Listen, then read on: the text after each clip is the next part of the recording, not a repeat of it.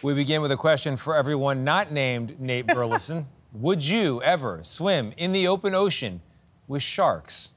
Our next guest says yes, she does it professionally and by choice. Her name is Ocean Ramsey. Ocean is her real name. She's racked up more than 2 million followers on Instagram by swimming with sharks, all without a cage. And she's now the focus of a new Netflix documentary called Shark Whisperer, which follows her lifelong mission to change the way we think about these apex predators. Here's a preview. When I'm around them, I feel most alive. And it's not an adrenaline rush. It's a feeling of connection where I feel the most myself.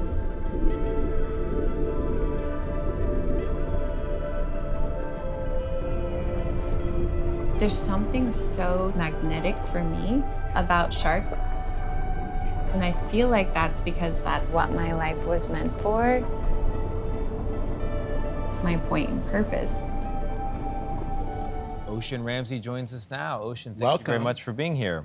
Thank you all so much for having me, and thank you for the opportunity to speak about sharks and shark conservation. You got it. I want to talk about the conservation. I want to talk about the sharks, but we should begin with the crazy question, right? You've said and you've had to say in the past you are not a crazy person, and I will point out that people who watch the documentary will understand that that is true. You are not a crazy person. However, there is much evidence to the contrary, some would say, because you are swimming with sharks, no cage.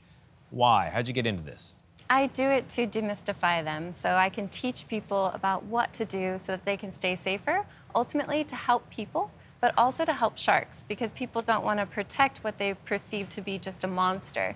So that's really my core point and message, because sharks are so important for marine ecosystems, and I can't get people on board with helping to protect them if they don't understand them, and they won't understand them if all they think of them is scary monster. And you had an experience with a shark that was aggressive. The shark was aggressive toward you, but that didn't scare you off. That drew you in more. Can you talk about that? It's part of my research to understand their body language, their social hierarchy, and so I spend a lot of time in the water. So I'm going to get that less than 1% of that time where they're actually assertive towards me. They're inquisitive or they're curious. And that allows me then to teach other people on how to stay safer. So I wrote a book, What You Should Know About Sharks, specifically about human interactions and things that you can do to avoid an adverse interaction, but also explaining their ecological role and how we need to adapt to that, because they are really important for the health of fisheries, for fish stocks, for the resilience of coral reefs, and even for the CO2 cycle. So they need to be protected. You really demystify them, as you say. I was about to say you really humanize them. You give them names like Roxy and Grandma Great White. I can't help but think of you as you are reaching for some of these creatures, and they seem to come to you in a way that is very friendly. Do you fear that people will mimic what you're doing in some way without your training, without your knowledge? I mean, what gives you this capacity that it might not give others? Yeah, so part of the reason I do what I do is so that I can teach people how to be safer in the water, how to coexist. And I certainly don't want people to just jump in the water without knowing what they're doing, but I have to believe that the general public does have a certain level of common sense when it comes to things that could be potentially dangerous.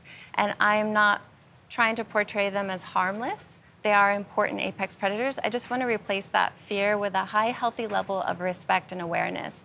And to your regards on their names, as we get to know them as individuals in our photo identification research, instead of trying to remember this is shark number 17, we give them names, usually after marks or scars or significant people in our life and in our community. And it helps us to get a baseline for their behaviors so we can see that over time.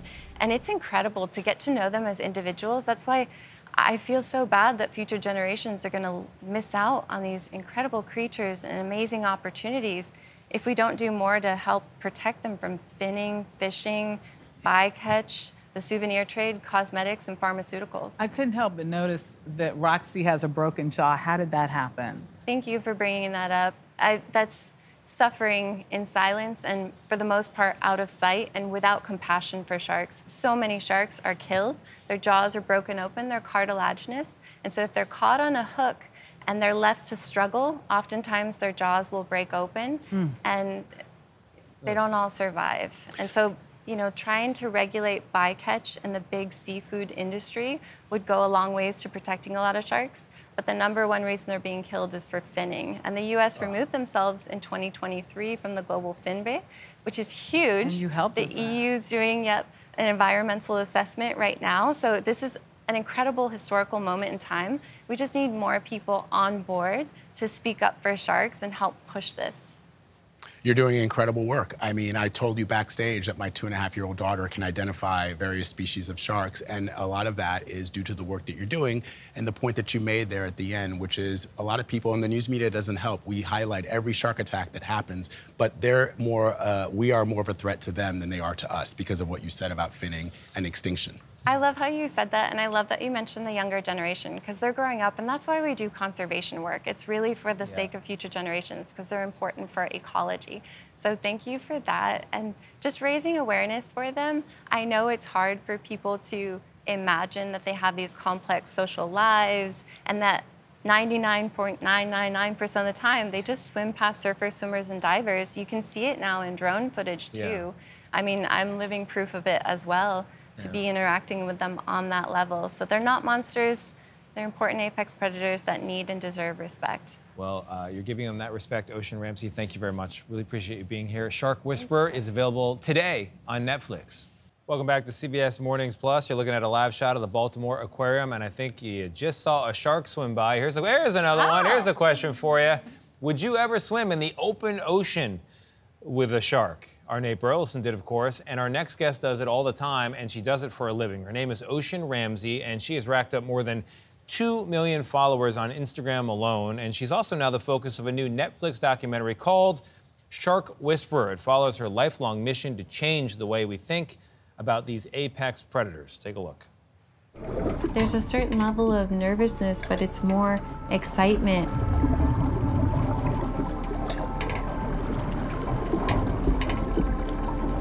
And it's that feeling of like, okay, I'm ready for this now.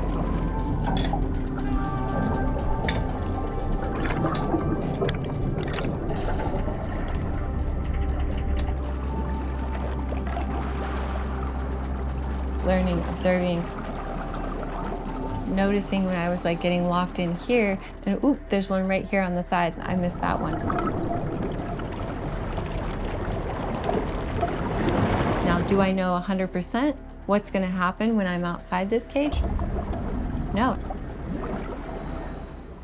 And Ocean Ramsey joins us now. Ocean, so glad to have you back here. I said earlier that you have a sharky quality, and what I meant by that is that sharks have this majestic and serene quality in the water, and you have that also. And I feel like the shark sees you and has a calm air because you're calm. Am I onto something?